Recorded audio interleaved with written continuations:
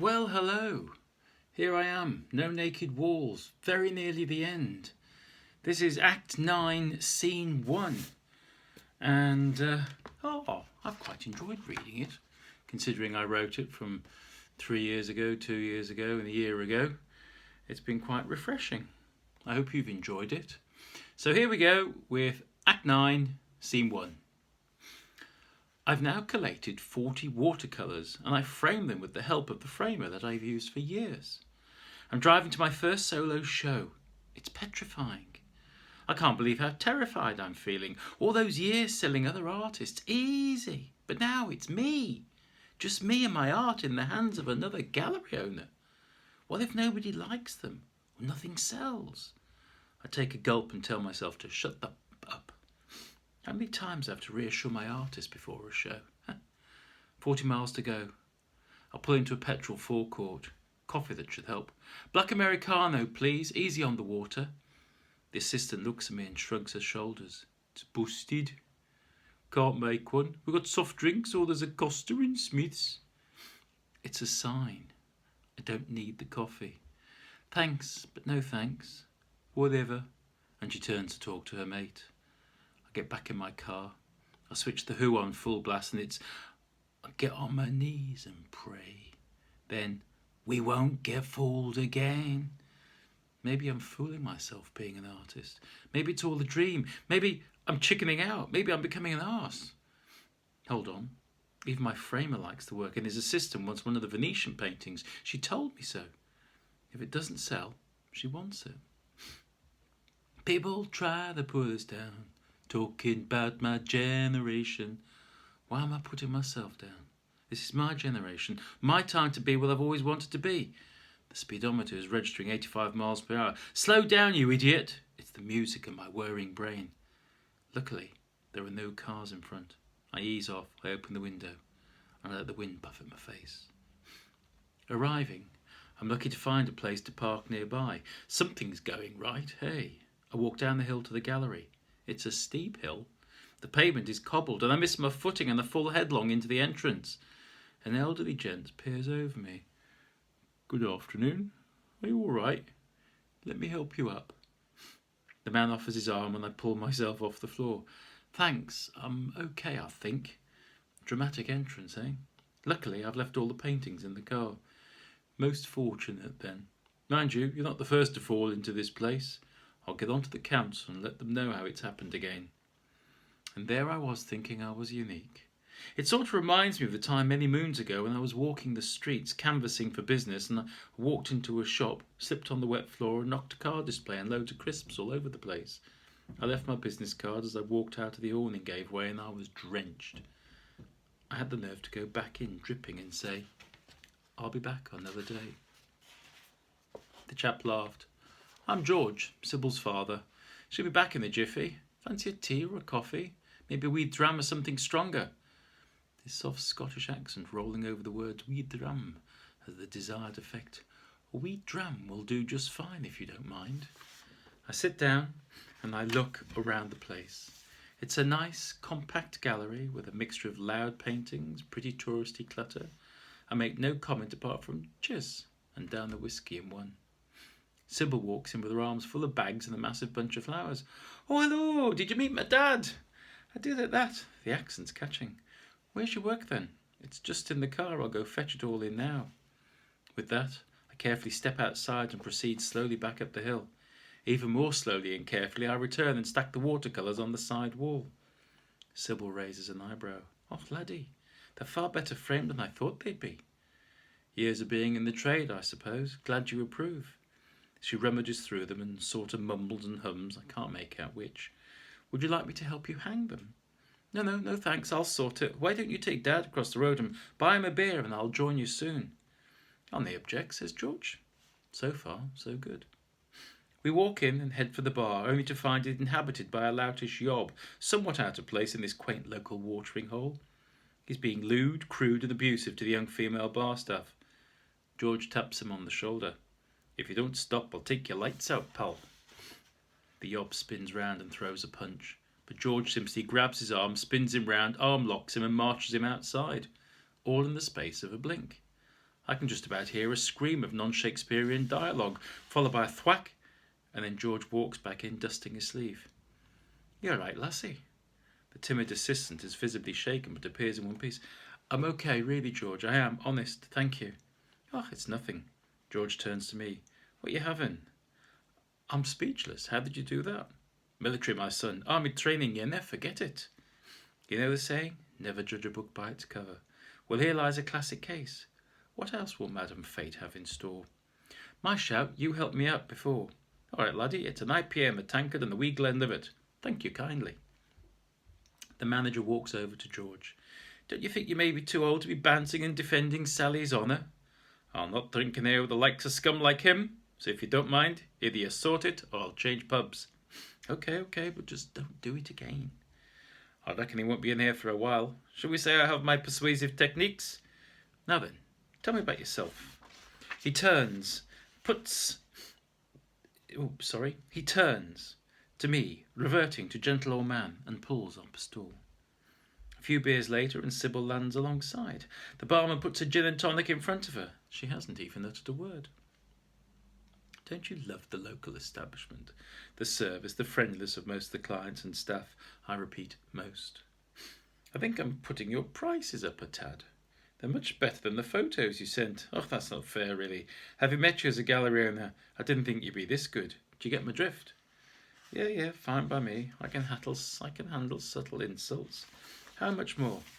Well, I reckon we'll get an average of $750 for the medium and say $12.50 for the larger pieces, give or take.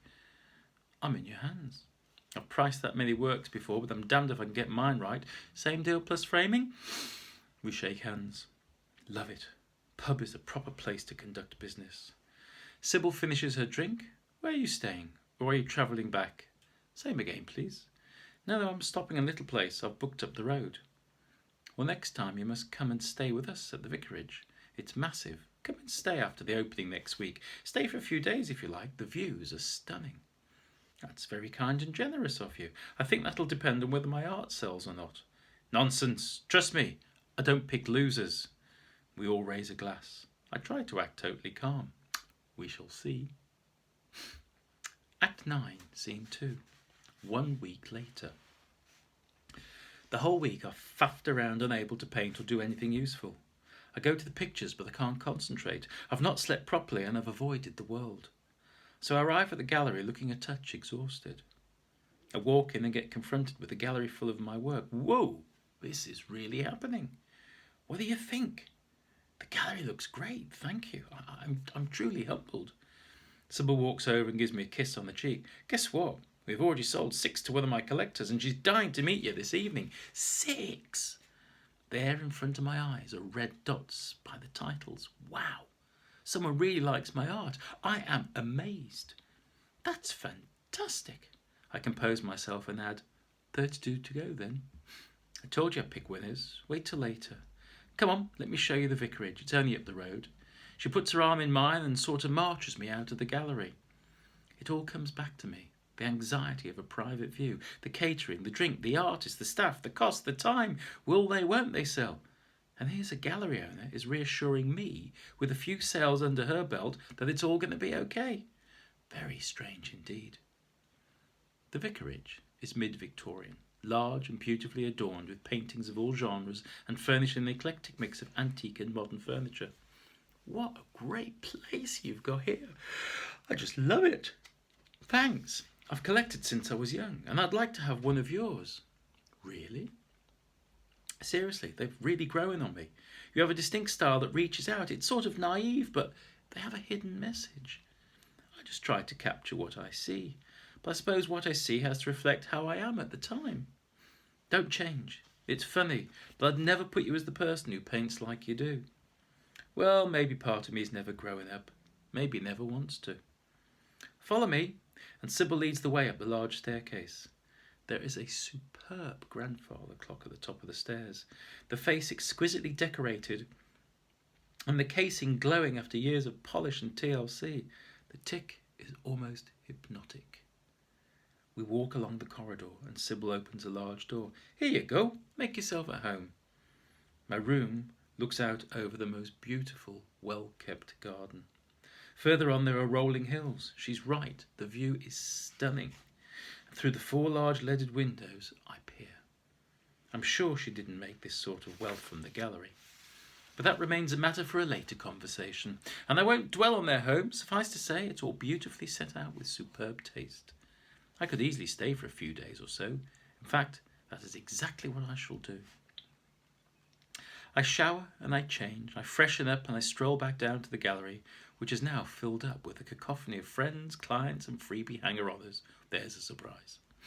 I walk in, seeing as most people have no idea who I am, stroll right up to the young lass with a tray and relieve her of a freshly poured Prosecco. You're only allowed one, my lover. That is, unless you want to buy your painting. Thank you, I'll consider that. Cheers. I carve a path into the crowd and heading for the counter.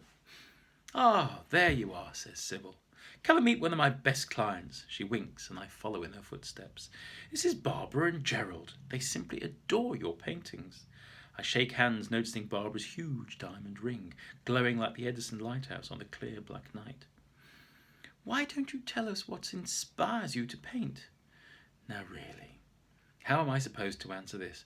Hi, because I want to, or don't you just love the view, or are you so stupid asking such a mad question? I take a breath and concoct an utterly mindless answer. Barbara prods Gerald. See, I told you I knew what he would be like. Isn't he adorable? You're just like your paintings, full of empathy and naive at the same time. Bliss, they're sheer bliss. What can I say? I take a bow. Gerald looks at me and I raise an eyebrow.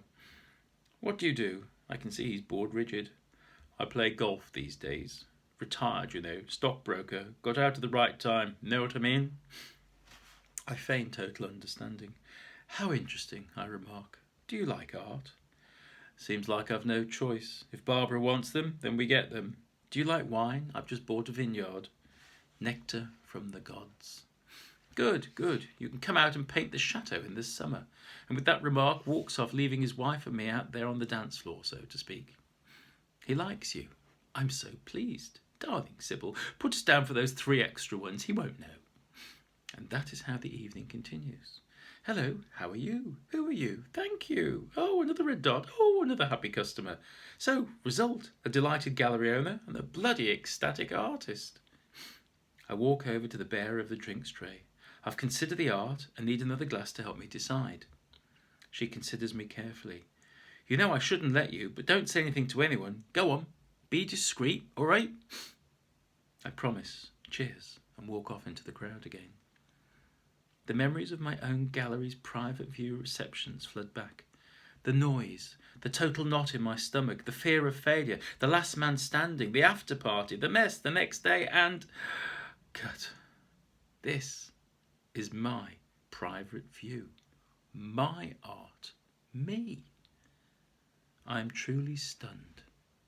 Every painting has sold.